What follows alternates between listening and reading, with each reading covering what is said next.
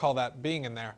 Joining me now to react, representing Arizona's 5th Congressional District, Congressman Andy Biggs. Congressman Biggs, thank you for being with me. I want to start and get your reaction to this ruling that we just got out of the Supreme Court this morning, striking down 6-3 this New York gun law that has been precedent for over a century now, saying that New Yorkers could own firearms, but they weren't allowed to carry it outside of their homes. The Supreme Court observed rightly, in my opinion, that the right to keep and bear arms shall not be infringed even when you step off your front porch, so that you are allowed to carry on your person when you go outside. Yeah, I think it's going to be a very important ruling as we go forward.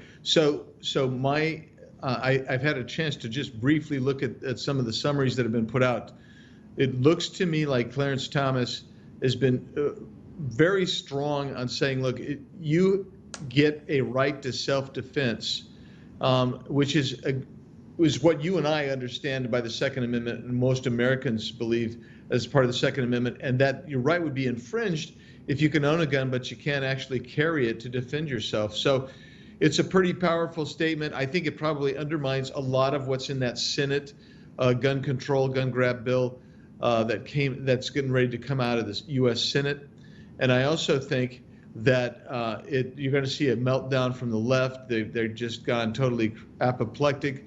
They're going to start talking about stacking the court, packing the court, or, somebody said just completely disband the court. This is the outrageous part about it. When conservatives have it go wrong for them in the Supreme Court ruling, we don't talk like that. We talk about, here's what we have to do to try to get them to overturn or curb whatever, redefine that law.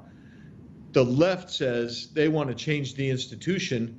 In other words, they want to cheat. And that's what it's always been for the left. We're going to cheat to get our way, and we don't like it when it goes against us. That's what the left says. We say hallelujah for the Supreme Court in this instance because they ruled the correct way on the Second Amendment. Yeah, and with Roe versus Wade being on the chopping block, hopefully being on the chopping block, they might come out with that decision any day now. I hope they rule the correct way in that instance as well. Now, I want to shift gears and talk about the economy because, Congressman, we've been told that inflation was not going to happen, then it did, and then we were told that it's just transitory, and it isn't, and we were told that it's Putin's fault, Putin's price hike, and it's not, and now we're being told that inflation and even a recession could be a good thing. We saw that article from the LA Times. If a recession happens, it might actually not be such a bad idea. We played the clip of the Washington Post reporter who was saying, Americans, just suck it up, just deal with it. So with that said, what are your thoughts on that? Because even President Biden is saying that we need to stop complaining because at least we're sticking it to Vladimir Putin. What would you rather have, lower gas prices, or stick it to Putin? And I think the American people would rather have lower gas prices. Yeah, we certainly would rather have lower gas prices because it isn't just gas prices, it's everything, because everything is made by petroleum based pretty much. Even the food that you eat, you got to have farmers who are out there riding on tractors and planting and harvesting on, combustion engine vehicles that take fossil fuels. So no, I mean, for them to deny it, I mean, I remember months ago when they said, inflation's a good thing, and now they're back to that one again. Nobody bought it the first time, and the fact is, when you start throwing that in an economy that's moving into recession because you have a shrinking GDP, and you have 9 to 10 million people who should be working but who refuse to get out and work, you got a supply chain problem, you got shortages. There's a reason that Biden says quit complaining. It's because we have a lot to complain about, and it's his fault on all of it because they are not going to let us open up the American energy sector so we can start producing oil and gas again and try to become energy independent, because if they did that, we're going to keep driving our fossil fuel engine cars and what have you. This is intentional that they're going to keep it this high. They've admitted it.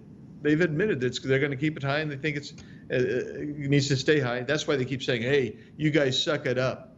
Yeah, well, and Biden just announced a pledge of $100 billion to clean energy to help get millions of vehicles, to use his own words, millions of gas-guzzling vehicles off of the streets. And so we've been seeing for a long time now, it's been a long time coming. This was deliberate. Going back to the Obama era, his secretary, Stephen Chu, said that we need to get gas prices to the levels in Europe, and we have gotten those pretty close to the levels in Europe. And now with that, now that they've created and concocted this crisis, they're able to usher in their utopian solution. Let's play that clip of Biden pledging all of this money to get gas vehicles off the streets.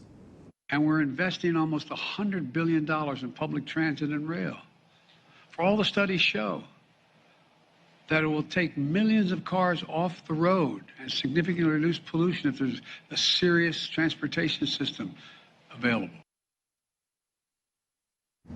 What about the millions of people who own those cars, Congressman, who are getting no real relief? He's saying, hey, we're going to do this for public transit. We're going to do this for green energy. We're going to do this for electric vehicles and add all these charging stations. A single mother of 3 kids who's working 2 jobs, she can't afford an electric vehicle, Joe. So what solutions is he offering to real Americans who are struggling right now? Because from what I see, there's nothing for them.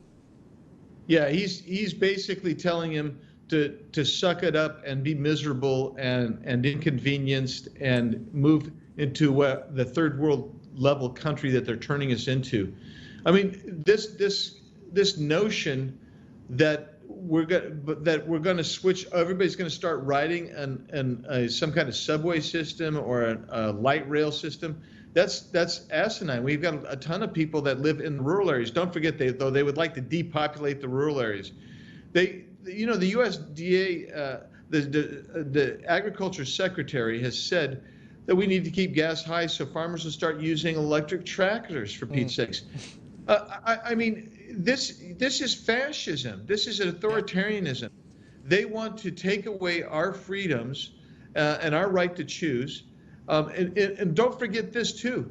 When we became the energy independent, at the same time, we were reducing our carbon emissions more than any other nation in the world.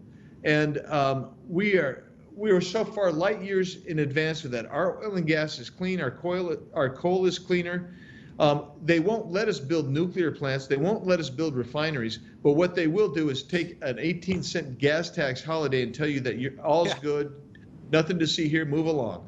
Yeah, which, by the way, that 18-cent gas tax, that break that Biden's providing to Americans, so to speak, that's going to save you about $2 when you go to the gas station. If you drive every day during the month, you're going to save about $10 a month. So thank you, Joe. Very cool of you to do that. Save us a whopping $10. I can go get a Big Mac meal for that now. Or maybe with the price of inflation, I can maybe just get a Snickers bar out of that, $10 for a Snickers bar. I'm not sure. I haven't had a Snickers bar in a while. But Congressman, we are totally out of time. We're going to leave it here.